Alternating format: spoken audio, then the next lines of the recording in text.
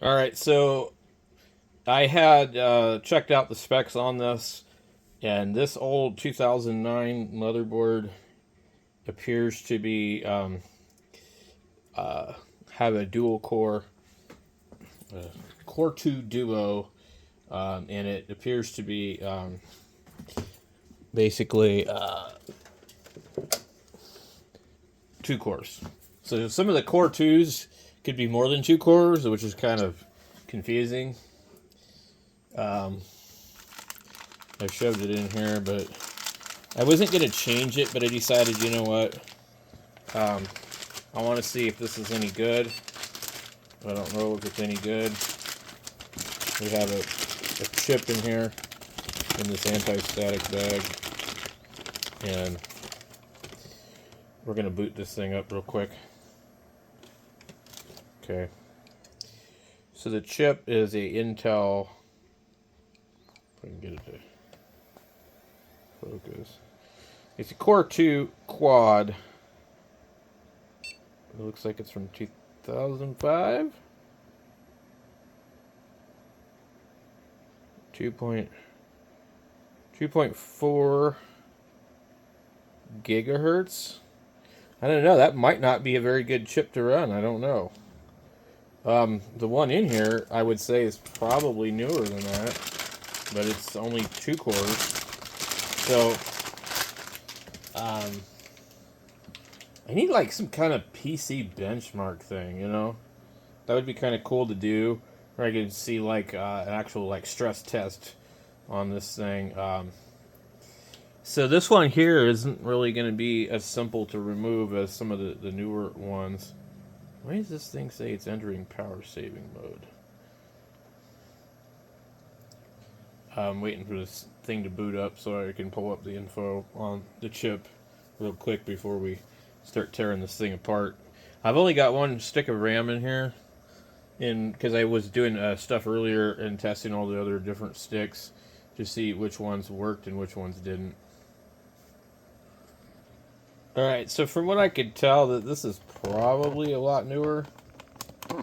It looks like the other chip is from 2005, and I'm concerned that even though it's a quad core, that it probably won't outperform this dual core.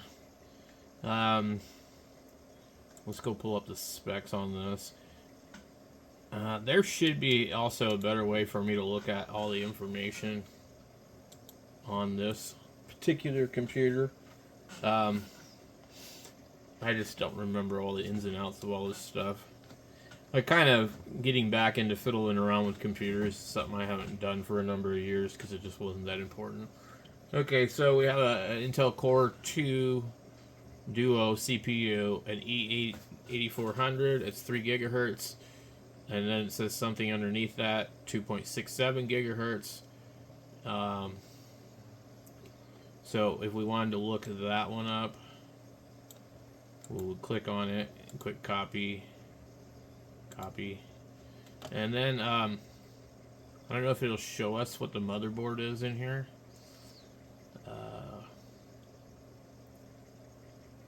Let's see.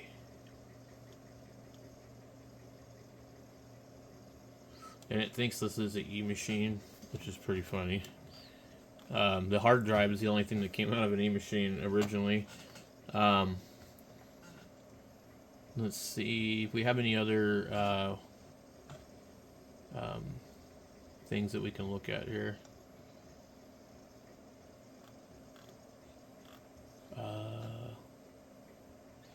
You know, I don't really know. Let's see, maybe hardware? System components. Well, that's not really. Okay. Optional features. Ooh. Yeah, that's not what we want. So let's go look up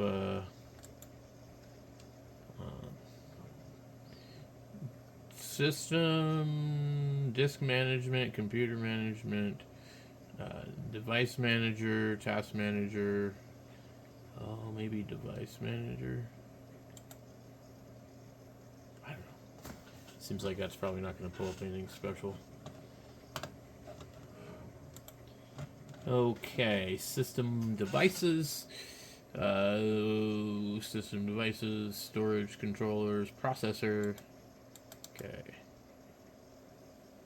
It shows like 2 of them, I guess. I don't know if it's just because this device is working fine. Okay,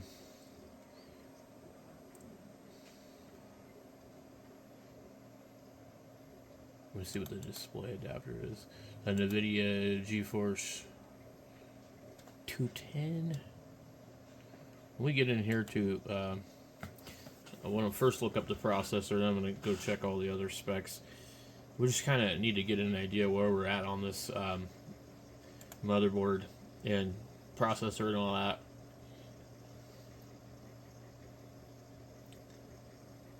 Now I need to figure out what the limitations of this board are too, and that's probably not a step up with the quad core. I just think it's probably too slow. It might be better at multitasking or something, but I think the overall speed would probably be down. Okay, so if I'm not mistaken, that this means that you can't run, like, the RAM won't run faster than 133.3. So 1600 won't run at 1600. That's what I was under the impression of. Let's see, where were we? Okay. NVIDIA. Details. See, now, but the problem, what I don't like about these kind of things is, these type of devices aren't actually made by this company. They're just like something else. So a GeForce 210. Okay, let's go.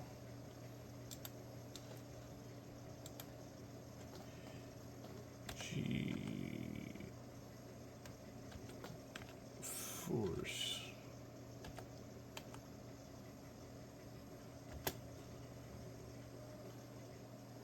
And say if it suggests it, then you know your computer is listening to you.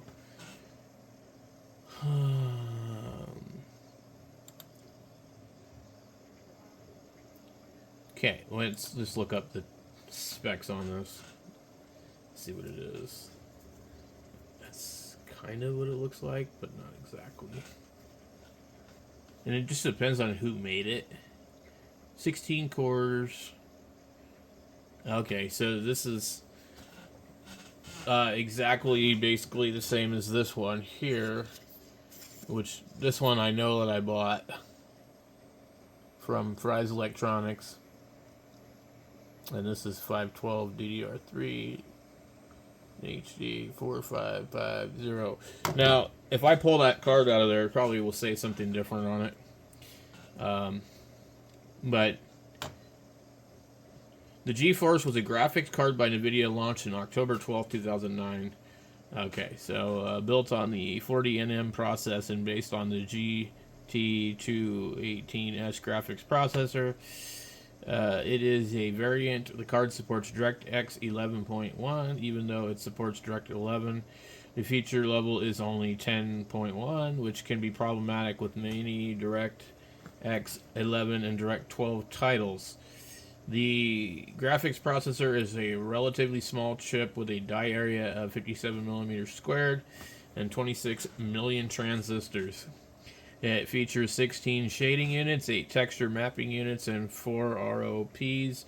NVIDIA has paired 512 megabytes of DDR3 memory with the GeForce 210, which are connected using a 64-bit memory interface. The GPU is operating a frequency of 520 megahertz. The memory is running at 400 megahertz.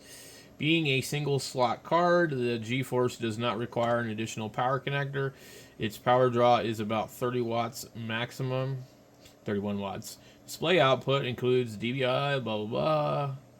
I want to see, so release date was 2009, which puts it right at this, when this thing came out. It's just so cool that this stuff is like still working. These guys were talking about this on the radio. I guess something from maybe back in the 70s called a mini computer. There's some people are restoring these big, huge monstrosities or something. So this is just like this computer has this on here. So when I found that other card at the Goodwill, and I don't know what year it was from, probably 2011 or 12, and it's 2 gigabytes, so it's got to be like a huge difference. But it doesn't have a fan on it or anything like that, so I didn't think it was anything special. Let's see.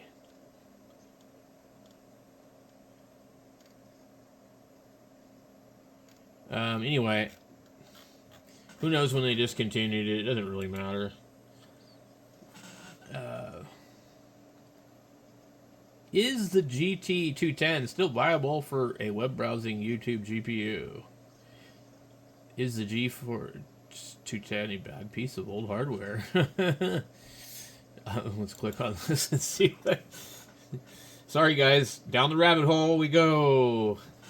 The GT10 was always intended as a product for the extreme low end of the market, used to provide video outputs or a ticky box on a product sheet. It was never meant to be fast, and quite frankly, I don't think it was ever meant to be good.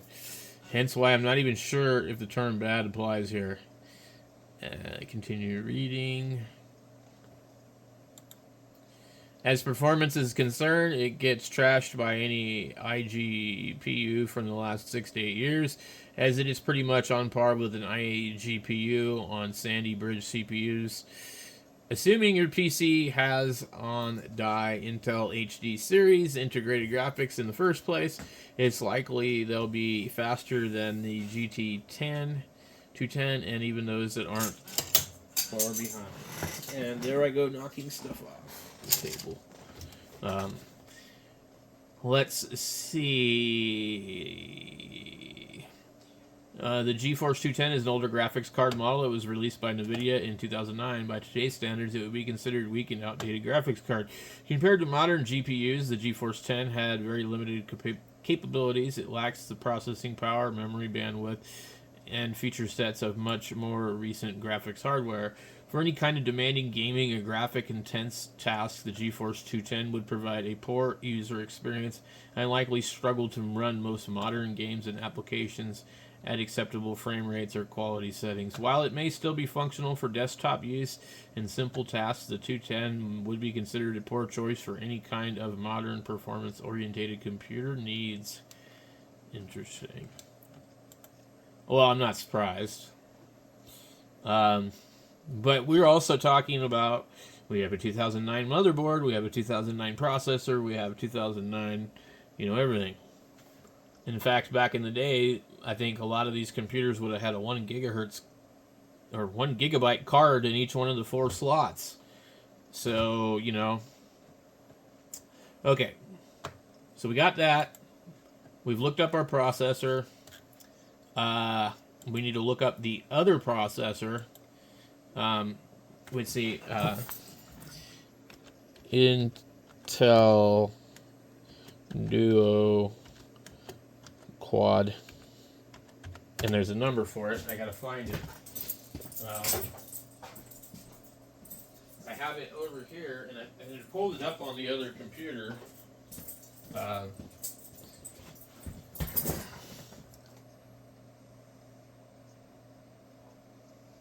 It's 05 q6600. And you should just be able to go q6600 and it should come up. And also, it's also sometimes called the SLACR. Okay, we can go in here and see somebody's selling one on Amazon. Yeah, I remember when anything like 1 gigahertz, 1.2, it's just like crazy fast. So that's pretty cool. You can buy this for $15 on Amazon if you really want one. Awesome. And there's reviews on this thing, so like I'm kind of curious what the reviews are going to say. These are from 2018. Had one, loved it. For the 300 to 350 I paid for it at the time, it was new. This one cost $15 or whatever they're going for. Go SLACR. Go. Overclocked slightly as the old board wouldn't take it natively. To get it running proper speed, did roughly 10 to 15% over stock speed, no voltage increase. On a NVIDIA chipset motherboard, that's saying something. Heat is a non-issue when avoiding stock fan. Would likely go a lot higher, another gigahertz or possible more on an Intel chipset board. Used CLP0497 Thermaltake heatsink fan to cool this off. Effective and add more fans to the case, being was an upgrade for Core 2. Warning for new guys: do not overclock on the stock heatsink. Bad things happen. Do not overclock without VRM cooling on the motherboard. If you are using a tower, not a downdraft ORB style cooler, do not use clock gen overclocking software, or your OEM Dell or HP boards will raise the clock speed and wonder why your motherboard catches on fire or billows smoke. Let's go read the rest of this. When CPU demands more power and makes more heat at higher clock speeds than it was rated for. The chip has the bin SLACR. The q6700 has SLACQ. Both chips are roughly identical with the same overclock capabilities. You need a good Intel chipset motherboard capable of handling higher bus speeds to get this puppy to fly, and it will. You easily can get another gigahertz out of it, and then it can keep up in a lot of games made up until a few years ago, and some less demanding current titles. Graphics prerequisites being fulfilled. NVIDIA-based chipsets won't overclock nearly as high as normally is the case. Likely this chip was down-marketed just like the e8400 Pentium Wolfdale chips were, and is capable of doing much more than it's rated for, even with little or no voltage increase with the right board. Let's see. Newer titles with lots of processor physics or AI is still plenty more than you need for modern desktop use, and will be good for many years to come, provided you have 4 to 8 gigabytes or more of RAM as you need. DDR2 800 RAM is cheap. Okay, I wonder if this doesn't work with DDR3. Machine runs Windows 10, 4 gigabyte. DDR2, NVIDIA chipset on socket 775, Core 2 Duo, Core 2 Quad, motherboard by defunct.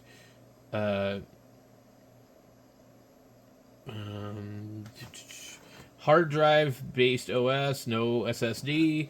Typical DVR, a Radeon 5450, 1 gigabytes GDDR3 based video card. Works great to do casual tunes, internet video, like casual gaming, etc. SSD recommended. It's pretty interesting. It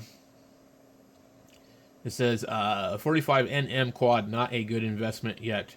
I've seen way too many people being convinced about York Fields by the paper. I have, however, opposed to going to 45nm at all. Price versus spec. Think about it. Oh, this is from 2008. What do you get from, and for how much can you get? A q6600 these days is about 270, 280 on average. Holy crap. So this chip was $280, $270 back in 2008. But I think it came out earlier than that. It does not. It does come with a 1066 FSB and, most importantly, a 9x multiplier.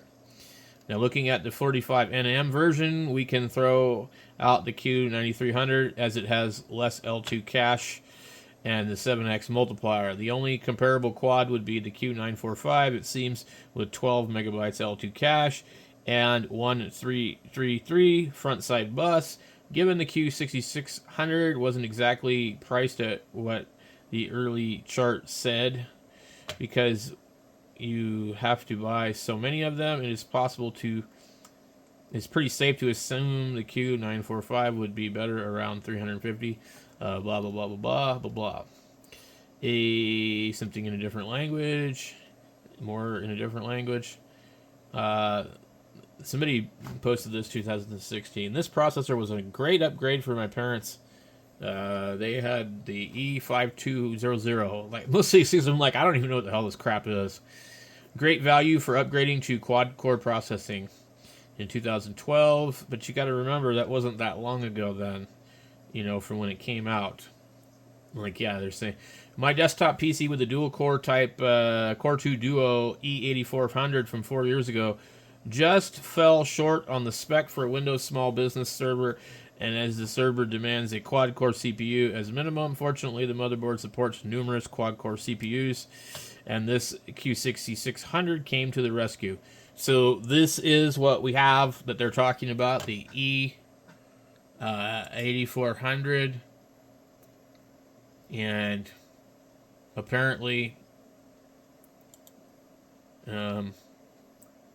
where are we at?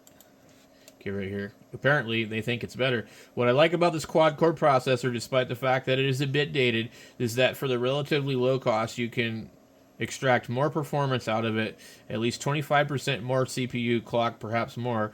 It has straightforward. It was straightforward to overclock from its normal 2.4 to 3 gigahertz. I don't know what this from 266 by 9 to 333 by 9, with great stability and CPU temperature maintained below 50 degrees Celsius. The Windows Experience Index, blah blah blah. I generally have my doubts.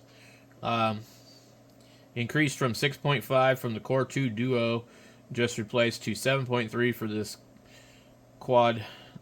Just in case an interested host of motherboard is a Gigabyte GAEP35DS4. I wonder which one we have. We have a GAEP45T. So this is probably an older board than what I have right here. So this sounds to me like, I don't know, it might work well.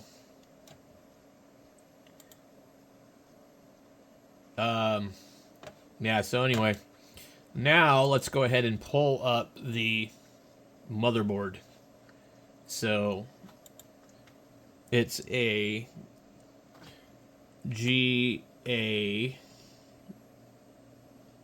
where's the EP45T? EP45T, and of course there's other stuff after that. It's a UD3P, UD3P,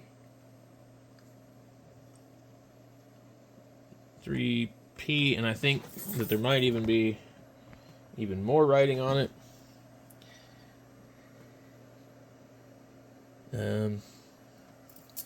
I need to get in here and take a better look.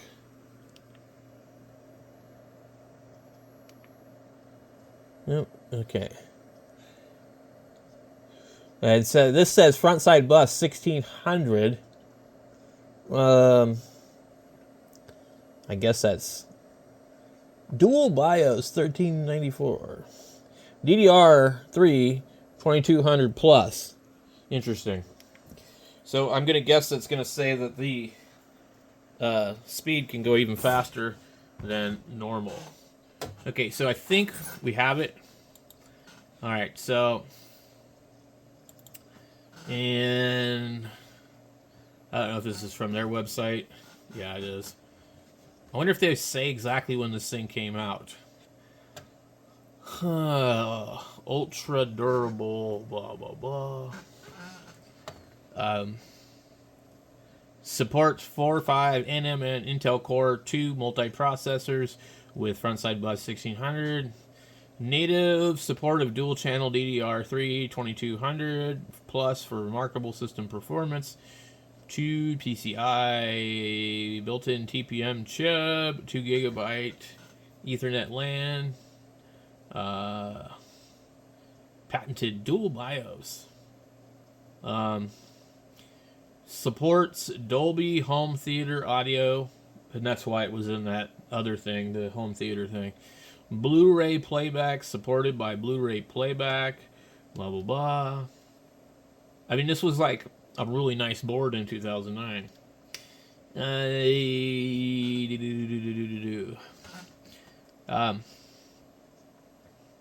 Supports dual channel. I'm trying to see if it's going to say how much memory.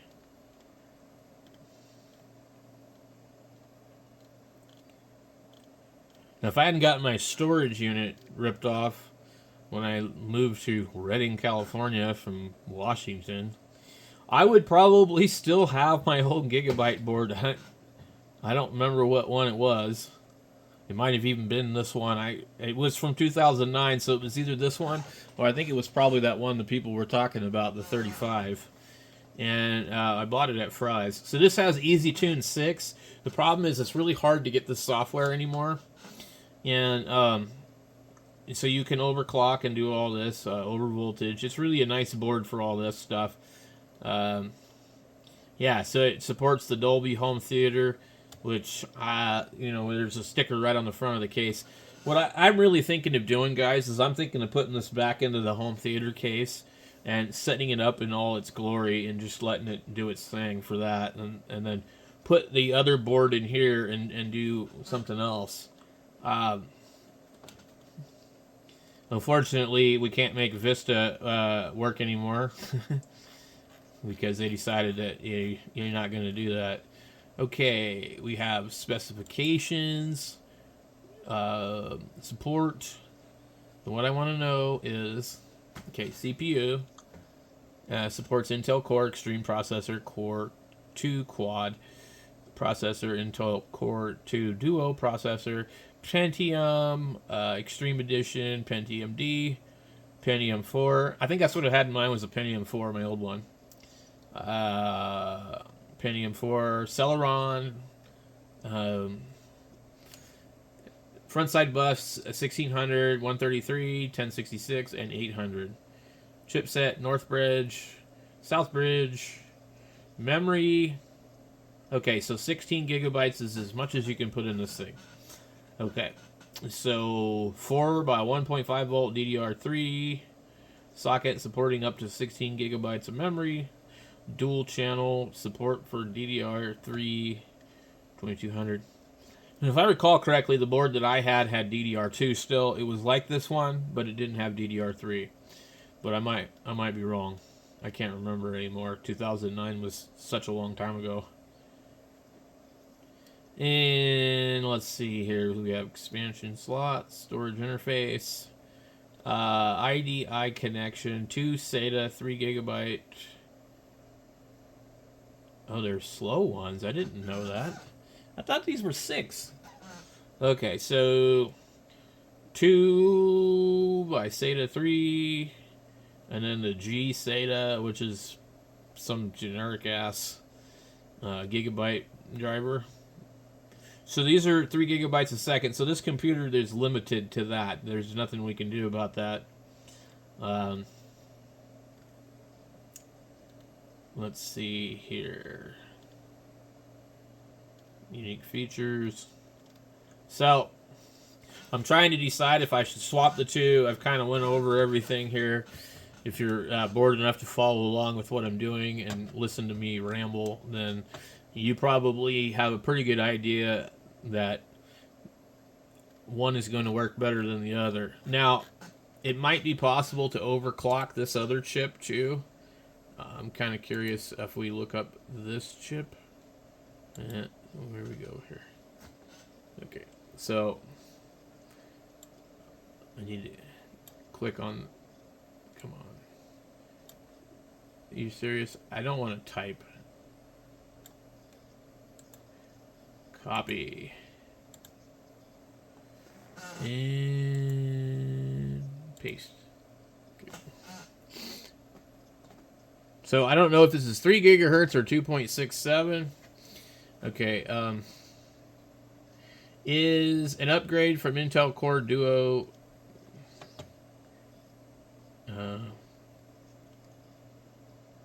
Which Windows is best for Core 2 Duo with 4 gigabytes of RAM? Holy moly! I bet that's a really old post. This one's probably pretty old too. You will get better performance from multiple applications with the Quad q800. It's also newer. I would recommend quad core performance if you want to run Windows 10 64 or Office work, but you should know both CPUs are 10 years old. So I suggest buy a new PC. LOL. If you want to do normal work, then it's okay. Duo has some better peripheral features, but Quad has better raw performance. Both use high power, but Quad uses more. Trust me, i5 10 Gen uses less power than this. Is a quad core 3 gigahertz processor equivalent to a single core 12 gigahertz? I have no clue. Is there more replies to this? Anyway. Okay. So, let's just type in over and see. Clock. How to overclock. Now, I have not tried this, but I should probably be able to do it. To overclock the Duo processor, enter the system BIOS and locate CPU settings. This is typically under the advanced or overclocking menu. Increase the CPU multiplier. The default number for it is 9.5. Try increasing this in small increments, such as 10, 10.5. Increase the CPU voltage. The default voltage is 1.25. Gradually increase this in 0.025 or 0.05 increments, monitoring temperatures closely. If the system is stable, you can also increase the front side bus speed, which will further increase the overall clock speed. Ensure adequate cooling, as overclocking will generate more heat. Test the system, and with the benchmark software stress test tools, it becomes unstable. Reduce the setting. Blah blah blah.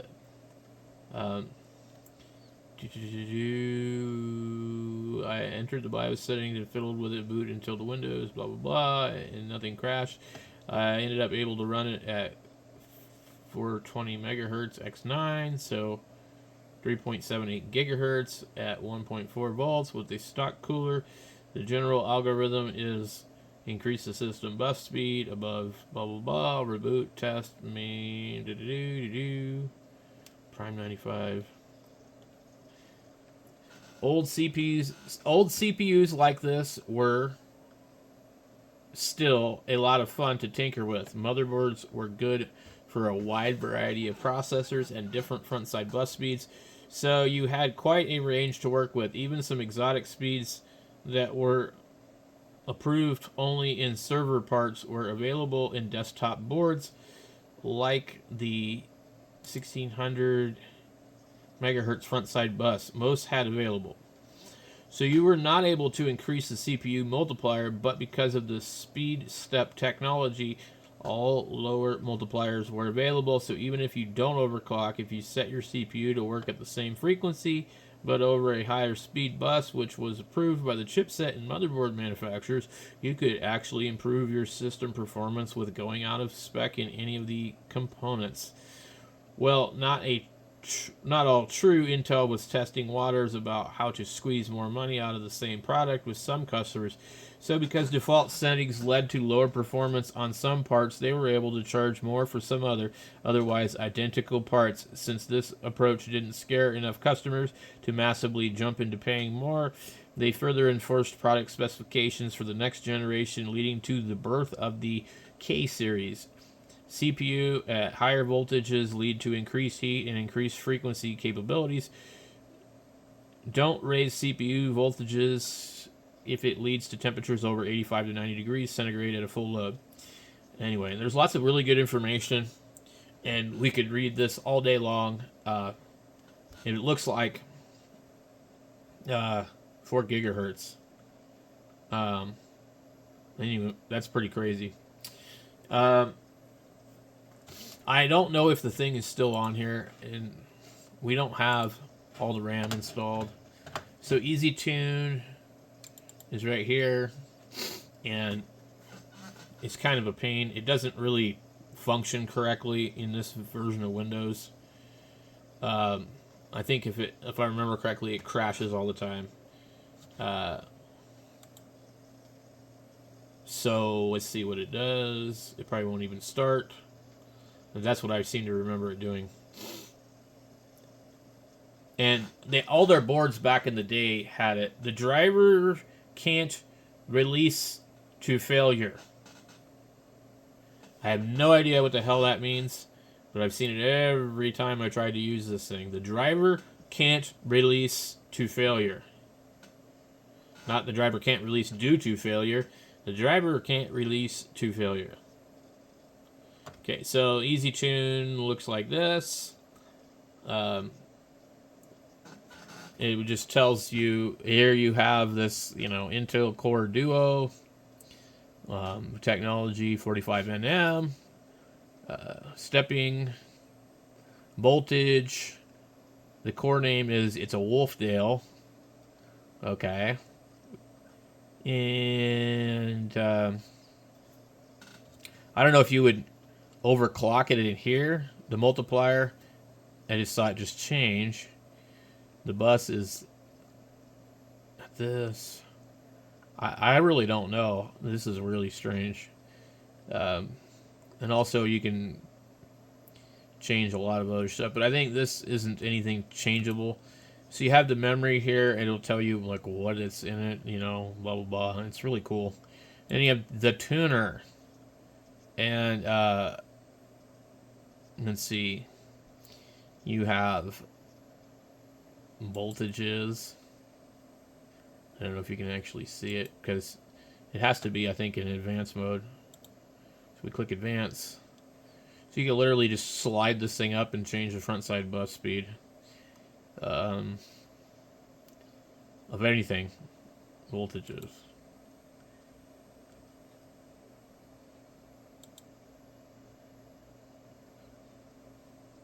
I don't know why there's not like an easy setting. Okay, so easy setting, you can adjust the front side bus right here. Alright, so it's at 333. We could go, what did he say? 400? We go 399. And set. Okay. And I don't know, it says power on 2800. Okay. Apparently you can screw with the graphics card too. Okay. Hardware monitor. Voltages. Let's go check back at the CPU and see what it's I don't know, I think it's like a multiple, like it runs at like whatever it wants, and then it ramps up. So I don't know that you're really running 3 gigahertz. Okay. Let's try this again. Here we go. Let's just see what happens. I set it to 514. It says, my mouse is stuck. So you could go to 400, but I don't think you can go higher than that. Or froze up. And I've done this before. I don't remember what it does. It'll just sit there for a while. And then I think maybe the computer will crash. And, or it'll say, unable to do something. And so anyway, it's been stuck for a couple of minutes. So basically, what I have to do is shut it all down and reboot and do all that. And it should go back to default. So I will play around with this, I think, maybe for a bit. And let's see what we can do before we switch chips.